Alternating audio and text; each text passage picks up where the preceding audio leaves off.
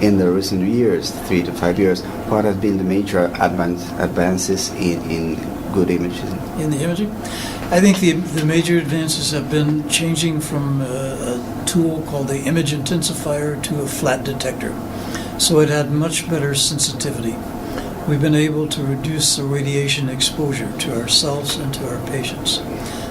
We've been able to add a lot of software applications that let us make measurements and reconstruct three-dimensional models and work in a more realistic environment than we had in the past. For most of our patients, the radiation at the time, the so-called deterministic risk, so the risk to them is non-existent because they're not going to be burned, they're not going to have damage from the radiation. It's the theoretical risk of long-term. But since many of our cases are life-threatening diseases, one can't dwell on long-term. You have to do what's necessary short-term.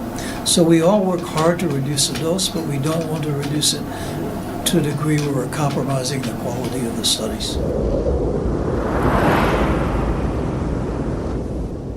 In my lab, we're working on a way, and have found a way to take the three-dimensional image and put the time back into it, so we have time-resolved 3D images.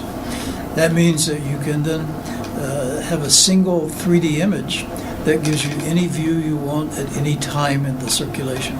So it should be a big saving in radiation dose and in contrast dose.